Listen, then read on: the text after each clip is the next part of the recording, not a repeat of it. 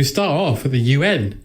The shakiest Zoom in the history. An agent is assassinated with a dynamite plunger. Yes. Which kind of makes it all the more destructive. It could have been a kind of dimmer switch, but it wasn't. It was a dynamite plunger. Which is directly connected to Keith Emerson's organ. The prog rock solo that kills the man. And then we get another agent killed. And this is an interesting Bond fact here, because the other agent who's watching this funeral, he is dubbed by Shane Rimmer, which makes this his Bond hat-trick. We're still no closer to that control room. Whose funeral is it? I thought for a second you were talking about the assassin who simply says, yours. Yeah, then when they kill him, they do an excited dance. That's become kind of a meme now, hasn't it, with these guys who are dancing holding a coffin. Is that right? You could make that with a new Bond film now, yeah. I'm stabilising Bronson. We don't have the time. I have to stop the bleeding. Leave him.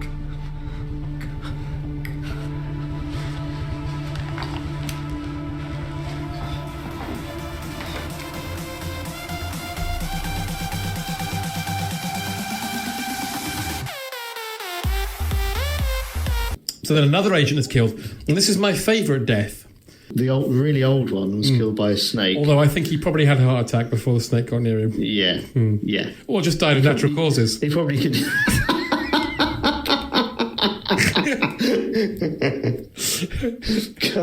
Yeah, I mean, absolutely. Yeah. I mean, the poison did work pretty fast. Yeah. I'm not a snake expert. No. But I think, you would have to be the most poisonous snake in the world to administer a bite that kills a man that quickly. Yeah, absolutely. He doesn't feel, I don't scare him, so he won't bite, and he hasn't got venom. Now that's a python, but it's very difficult from a distance to tell a python from a... you might have to cut him, he's biting my neck. I'm serious. It's accompanied by a George Martin cello string going right the way down. Oh, which beautifully kicks off Living Like... I mean, it's essentially the same trick as Strawberry Fields. Yeah. We're talking about the greatest Bond theme ever made. Yep, and will ever be made. By a country mile.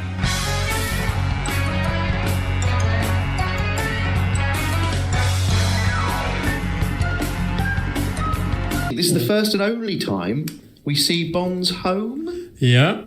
Apart from Spectre. I will never not laugh my fucking arse off when he opens the door and M's face. Yeah. Bond gives him that look like, oh, Jesus Christ. And M looks at him like, yeah, I don't want to be here either. I don't. As he opened the door, the smell probably wafted out, and he was just God. Just all I can the smell is fluids. Night sex. Yeah. Yes. There's one small complaint, though, Jim. They seem to be missing one of their agents, so Miss Caruso. Well, you know where she is, don't you? She's in the bloody closet. She is. Not like that. Not like that, no. I mean, well, she might be. Well, far from it, I'd say. Well, although she might, yeah. She might. I don't know. But M's primarily there to tell him that loads of agents have died and he needs to go and find out what's going on. Yes. Bond is then issued with his watch. Oh, yes. Powerful enough to deflect the path of a bullet. I'm tempted to try that theory right now. Is that yeah, that's right. And then New York. And then off they go. We see a nice little bit where Solitaire's... We don't know who she is yet, but she's laying cards down to say a man comes. Anyway, so Bond arrives at the airport and is picked up by his driver, who looks like he's from Rent a Gangster. Yeah, he does. His driver gets killed by Whisper. There's a lot of sort of henchman-ish characters, and this Whisper, I'm not sure what he's good for, but hey, look. He'd be shit if there was an emergency. There's a fire. Yeah, he'd be so shit. I mean, he can barely lift a man. Yeah. He can... Yeah, I'm not sure. He can't hear him. He doesn't even make a good bloody waiter. No. Your champagne, sir. Shall I open it? Shall I open it? Gets a bit angry the next one. Shall I open it? You're right. We'll get there. We'll get there. We enter a kind of a sequence which was apparently terrifying for Roger. I bet. You can see it's him, and it's an actual freeway. Yep. You know, it's all New York. It's bloody hard to film in New York. Especially then. Anyway. Yeah. Yeah, oh yeah. He phones up Felix, and Felix says, we want to keep an eye on this Kananga fella. So his friends are all pimps. Yeah. When I think about it now, kind of gives away everything, doesn't it? Does a bit. Like the whole Mr. Big thing. Yeah. I mean, I always knew it was Kananga. Yeah. I can't remember the first time I saw it. So, and this just gives it all away. Yeah, it does. Well, Bond goes to see Occult. Oh yes. The voodoo shop. Where you can get draft exclusives. Draft exclusives, snake draft exclusives, and he asks it to be wrapped lengthwise. Yeah, that's a good joke. It is a good joke. Yeah. Lengthwise, if you don't mind. Yeah, they sell everything. They've got like skulls. They've got like. Do you reckon they've got those kind of squidgy faces you used to get when you put your fingers in and Or boglins. Oh, yeah. Boglins. That's what they were. Yeah. Boglins. And that one where it's like a monster that lives in a cardboard cage. My Pet Monster or something. He finds the car that shot it. Finds the car. The lift opens, and the gang walk out, and you just see their shoes. It looks like Slade's walking by.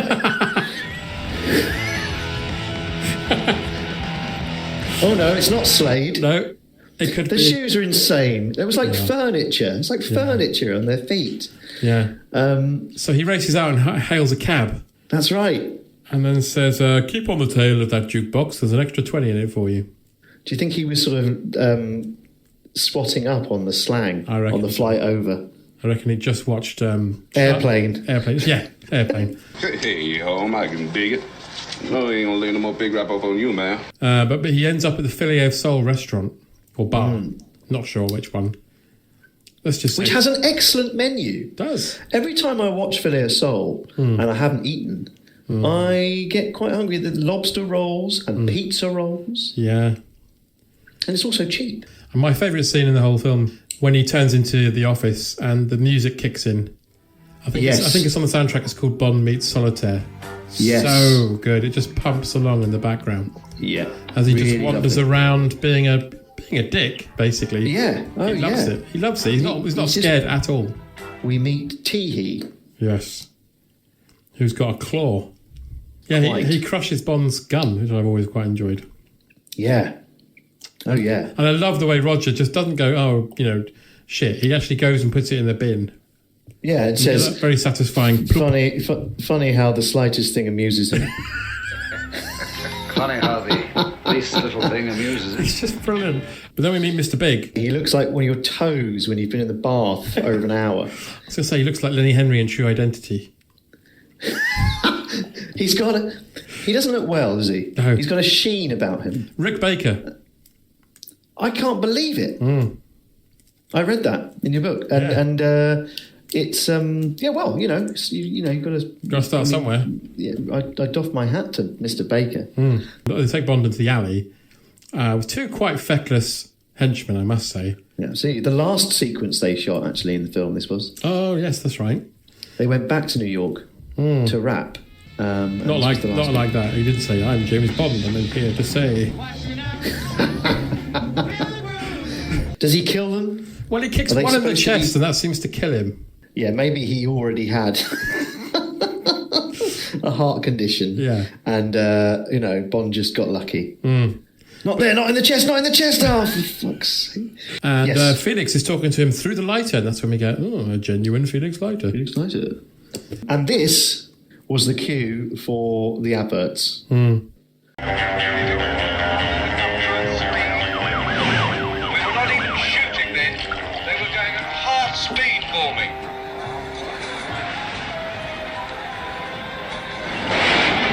Pick up a pinter.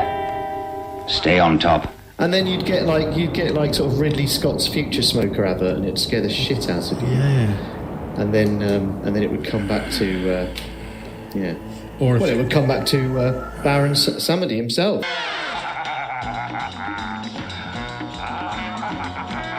Yeah. Yeah, he's basically running around. He's kind of like a dystopian Ted Bovis. He's sort of running around entertaining everybody who's there for a dinner.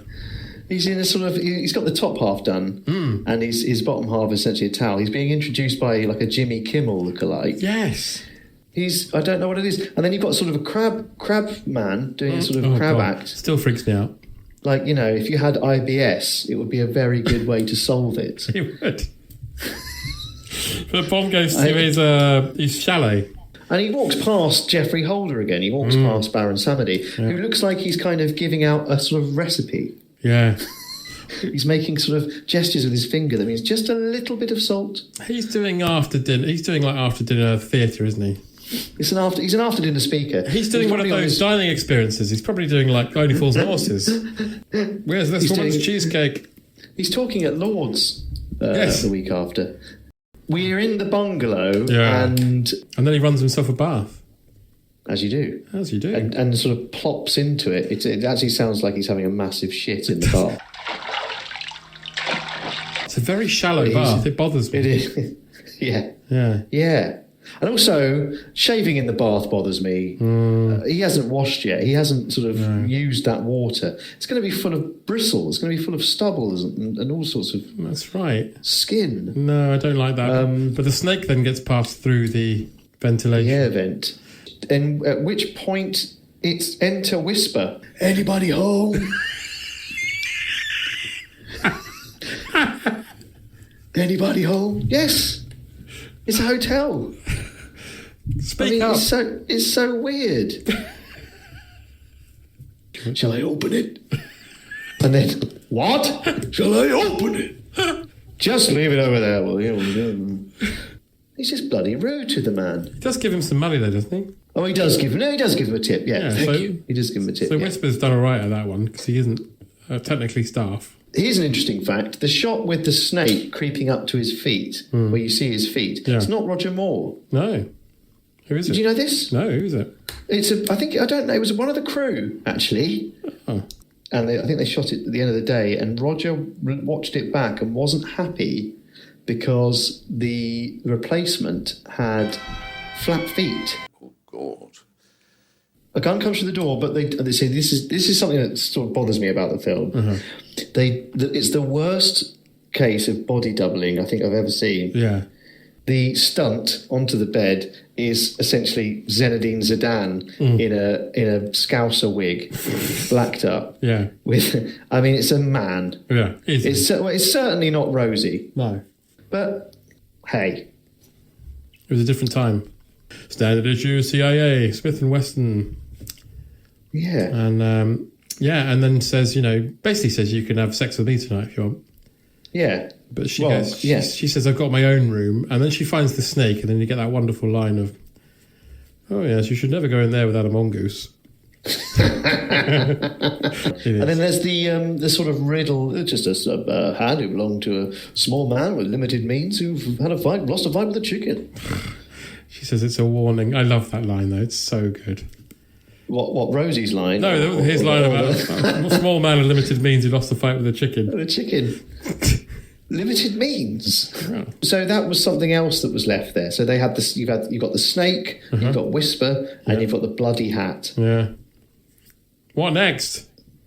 What next? What is gathering? Hallelujah. Mr. Moore, I'm about to start what is known as a psychic reading for you. Is that okay, sir? It's fine with me. Yeah. I hope it is afterwards. Rosie's having a shower. Yeah. And he gets the card, the mysterious card. The Queen of Cups is the card. Which we find out what it means later. They get up in the morning because she doesn't want to be on her own at night, and Roger's wearing the worst outfit I've ever seen. I was walking down the street. Goes to the tarot shop. Is this the point where he buys a ton of lovers cards? I'm guessing so. How many lovers cards have you got? Oh, we've got about 500. I'll have them all. Rosie then goes downstairs to get change. Where can I get change? Clothes off. Where? That's what she says to him. That's right. And meanwhile, Roger's just fishing. She goes down and discovers Quarrel's sort of spy cabinet. Yeah. And it's the shittest way in. I mean, it's a hook where you're supposed to put a coat. Yeah. That must happen all the time. Quarrel must be like, all the time. Not that hook. Oh, fucking hell. Oh, look, I'm a spy. I'm a spy's mate. You know that plumbers have like plumber's mates. I'm a spy's mate. And they go on a picnic because she's going to show him where Baines was killed. I have some excellent pate in the hamper. And then they have... What else is in that hamper? I reckon it's sort of maybe a Ginster's buffet bar. Yeah, pork pie. Yeah. Fortnum's. Do you know what? That's funny because wasn't that Roger Moore's favourite food? Was a Fortnum's pork pie? Yes, well, there's that wonderful story where there was a local newspaper did an exclusive saying, spotted Roger Moore eating a Scotch egg in a restaurant in our town.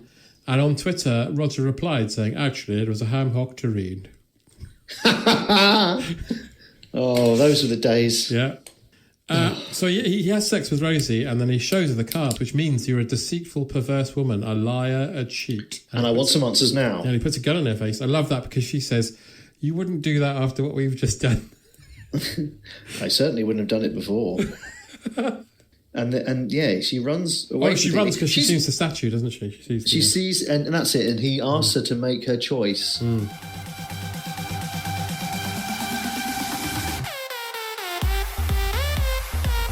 And she's been shot dead by a scarecrow who looks like Mark Arm from Mudhoney. Coconut Mark Arm.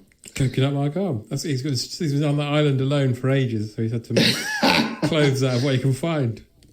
I knew nothing about tarot, and so I went to Bourbon Street where they had tarot card readers, and I took all my rings and wedding rings and anything off that would give any clues away. And the tarot card reader looked me in the eyes and in the cards and basically told me I was going to be married 3 times. So since I'd only just got married for the first time, this was a little bit of a shock, you can imagine.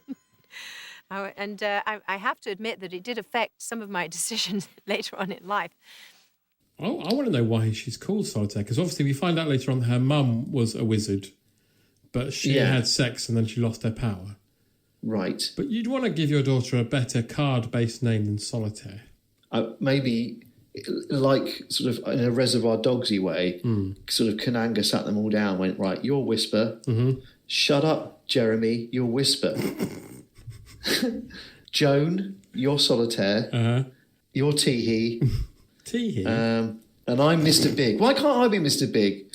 Because you're Teehee, because you laugh a lot. I've never laughed in my life. I've never laughed in my life.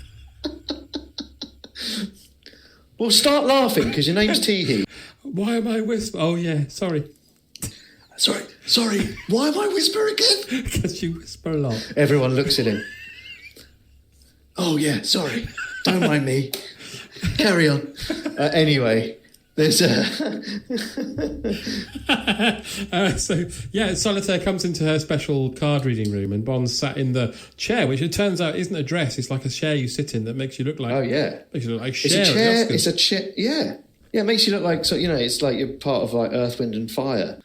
Yeah. Put them down, but they say we're going to get it on. All of them do, actually. She's like, well, if they say that, then I suppose I better stay with you. You know, this is my destiny. It's not Bond's high point, is it? No. Yeah. And this is where they bump into Samedi in the graveyard playing a flute. Badly. Yeah. I mean, he could at least played London's Burning or something. Yeah, something like that.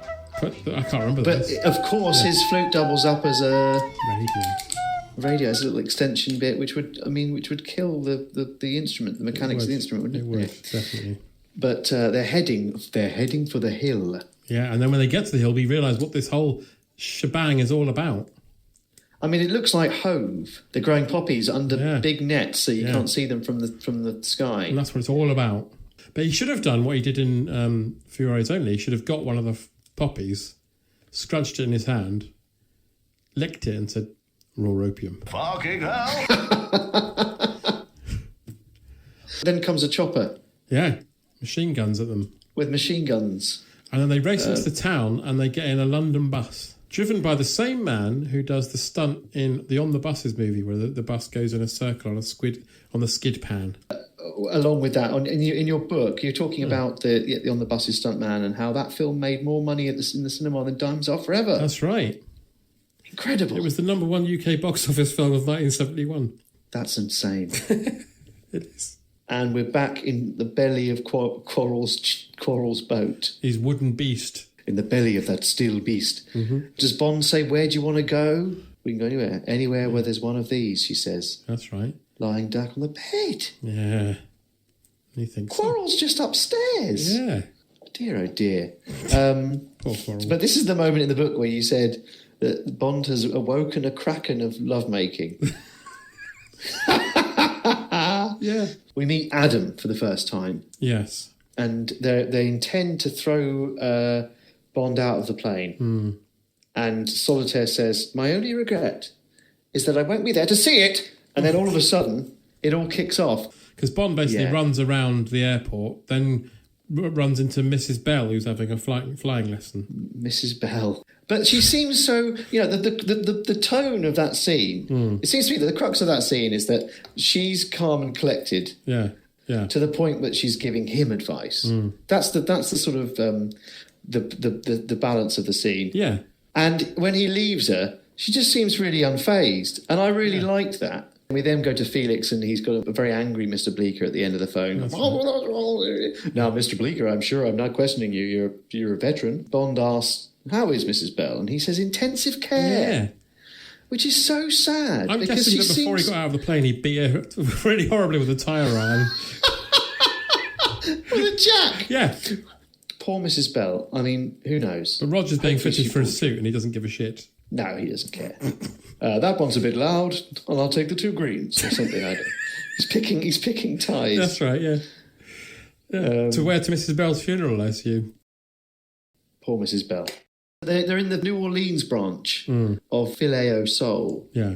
But this time, he's with Felix. And he's offered a booth, but he doesn't take it. No. Because he had a nasty turd at a booth. That's right. So he sits at a table, and then Felix gets a call. The entertainment it's Live and Let Die, isn't it? She's singing Live and Let Die. What's the name of the singer? Here you go. Brenda Arno. Arno. Yeah. It's a great version. But sinister. The scene makes it sinister. Definitely. And down he goes into the depths of the FYEO Soul. Well, he's confronted with Mr. Big. And then he removes his mask. The transformation. At this point, it might as well be Kananga, and then he rips off the mask, and it's still Kananga. Yeah. Might as well be. It's just like a healthier Kananga. Yeah. Well, then we get to hear sort of the exposition of the whole plan. But his plan is to give heroin away for free. Which seems really nice of him, actually. It does. He'll be distributor and wholesaler through the chain of FYEO Soul restaurants. And it's just to create as many addicts as possible, right? Yes, that's right. So that when he stops giving it for free, he can make it any price he wants. Is that right? That's right. Whisper comes in looking like one of the White Stripes, and then picks him up and obviously struggles with him. Then we find out that Solitaire was lying, and Kananga basically writes her off. That's it. She's going to die. He's going to kill her. Yeah. Bond then wakes up to the real Kananga's farm. Ross Kananga. Yeah. And the trespassers will be eaten sign was a real sign. Yeah, it's genuinely there. And of course, as we know, it's Kananga who does the stunt. And Ross Kananga did this in crocodile shoes. Yes, that's right, as a kind of funny in-joke. Yeah, what a stunt. Incredible. Madness, really. So this is the point. He leaves the gate open. Crocodiles are fast, but, I mean, they'll be all right. Yeah, you want one coming into your workplace, though, don't you? Really? Well, no, I suppose not. No. But anyway, Bond sets the place alight. Yeah. And makes off on a static speedboat. Yes. It's This is the first sequence he filmed. He actually injured himself. He injured his tooth. Yeah. I think in the second day of shooting, and had to take a day off. So this was really genuinely exciting when I was a kid. Same. It's lots so of fun. It's really we do great. Get the racism though. Is it J.W. Pepper? J.W. Pepper. Adam got a lot of racist abuse when he got pulled over earlier. I imagine this isn't your debut at this sort of thing. He calls him boy a lot. Yeah, he does. He does. Although I will say he does call the Oyster Man boy as well. The old man later on. That's true. So he does kind of call everyone boy. Boy. Trooper boy. Get your boys, come on. Never think of getting a driver's license, boy. What are you? Some kind of doomsday machine, boy. Anyway, so Adam knocks out the brother-in-law in order to steal the fastest ship on the bayou, and it's and this boat is kind of like the nitrous version of like the cheat motorbike you get on Road Rage 2. Yes, all black. Yeah, with horns, and it just looks badass. It does. But long story short, Rog gets away. Adam has established himself as kind of a main man, one of Mr. Big's main men, and he gets the death he deserves, frankly, causing the boat to explode. Yeah. And this they could only do once. Yes. This explosion. Have you seen the picture? Yeah. It's great, isn't it? So there's a picture of Roger Moore drinking or cheersing with a glass of champagne or something, and the explosion's taking place behind him, and it's that explosion. Yeah, and his hair's all over the place. Oh, he looks fantastic. Yeah. And then we go to the island where the ceremony's happening, where they're going to kill Solitaire. Yeah, she's kind of been brought out to the place that we've seen. We saw Baines killed in the pre-titles. Exactly, yeah. And we kind of see the whole ritual this time around. It kind of looks like if the Olympic ceremony that year was in San Monique. Yeah. Yeah. Yeah. Because there's lots going on. There's loads going on. But Bond is stuck onto the island with the help of Felix and Quarrel, as I mentioned earlier. And Quarrel, they're back, yeah. This is where Felix gives him his Magnum PI. Which will blow your head clean off. Which will blow your head clean off. And also he's given a shark pellet gun for the way back. Yes.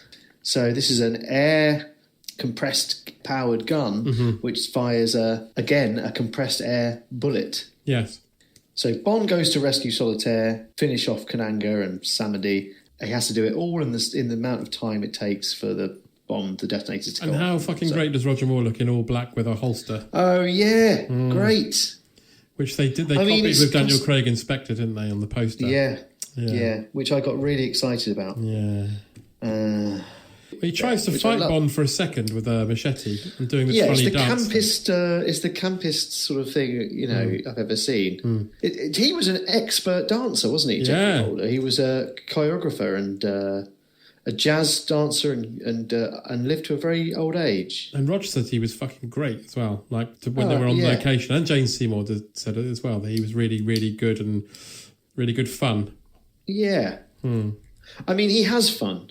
And he really, he makes this film, I think, sort of stand out, really. I think his character kind of almost sort of defines the film. It's it's him that you see on the front of the kind of the DVDs now. And pretty much. But Bond just thumps him and knocks him into a box of snakes. Knocks him into a box of snakes. He has sex with some snakes and dies. The way he wanted to go. Who wouldn't? Yeah. Well, he taps the tombstone again, and it's like a trap door comes down. And as the guy's manning it, Bond just kicks him right in the face. They find Kananga, who's in an amazing mood. Yes. It's like he's done a shit ton of MDMA or something. Yeah, he's really happy. So happy. It's quite frightening. It used to freak me out when him and Bond go to fight, and he does those weird kind of knife dances. Yeah, he's like imitating like a cobra or something. Yeah. Oh, we've jumped a bit, haven't we? Yeah. So Whisper, his cat henchman.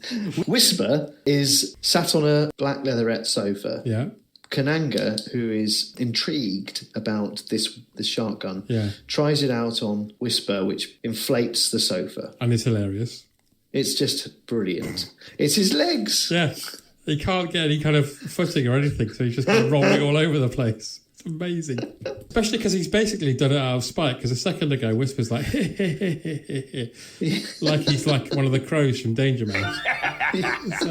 So Kananga's like, right, I'm fucking sick of you laughing at everything I say. Have some of this. So they're up on this winch. Yeah. Above the pool. Bond's bleeding into the pool, which is sending the sharks like crazy. They're really hungry. When they were filming this, Jane Seymour was quite frightened of the height of the thing, and Roger sort of would make jokes about the fact that she was a virgin or something, just to keep her calm. Don't worry, you're a virgin. Don't worry about it. You're a virgin, love. It's basically that in the diary. I can't remember exactly what he says, but it's basically I made a joke about how she's still a virgin. Weird. Yeah. Anyway, he uses his watch and saws his way through. His watch is also a saw. Yeah, didn't know didn't that, did you? No. He athletically swings down, kicks Whisper into a heroin container, and that's the end of Whisper. It's like a giant sex toy. It is like a giant. It is. He has to do the buzzing inside to make it a vibrator. Shall I open? Can you open it? Can you open it? The fight ensues, and then they both end up in the pool. Yeah. I think Yaphet didn't like going in the pool either. I think that really? was something. Yeah, they wanted to. Did Rog try to calm him down by telling him he was a virgin? He did, but it didn't cut it. Don't worry, you've never been bummed. I don't know what you're worried about. You've never been bummed.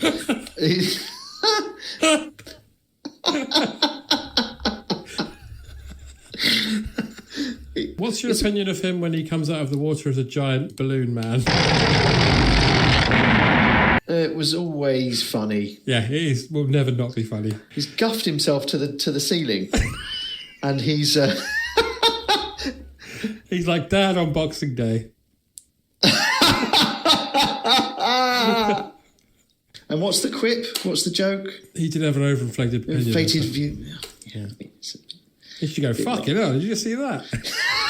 Fucking hell. He just fired himself to death. Did you see that? Solitaire. Stop crying. She's already in the monorail. Solitaire, get out, look. Jesus Christ. Or you keep going on about it on the boat on the way home. I can't believe what he did. Yeah, Quarrel's like, okay, enough. I'm sorry, I've never seen that happen. He just came bursting. I thought he might have a heart attack or something. I didn't think he'd do that. And then they're playing cards. Yeah. He's teaching her to play gin rummy, and she beats him, and he gets the ump. That's right. He gets the ump and goes, testing an old adage. Yeah. Unlucky at cards. Unlucky at cards. I'm getting anal. Is that an old adage? Yes. Yes, it is. She probably... the thing is, she's so pure that she probably... James has been teaching me all these old expressions. Yes, don't tell anyone about them. Bond's talking his balls or something in the bathroom. Yeah. Solitaire's in the bed. Probably just washing his bell in the sink.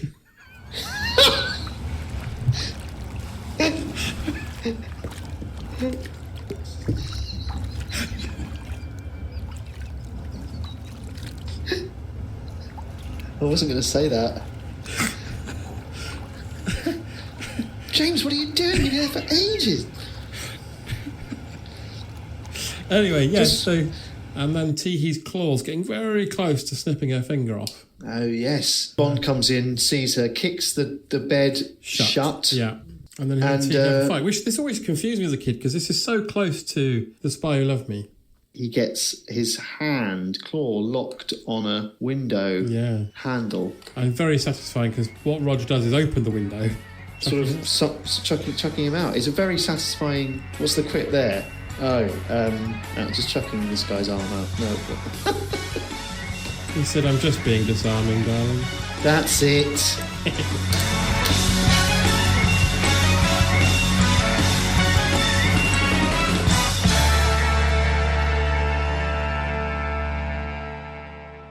I think you were born to be what is termed a humanitarian. You will become one of our great Buddha. Finally, I found something in life that's a little more important than thinking of yourself. Not a little more important, a lot more important.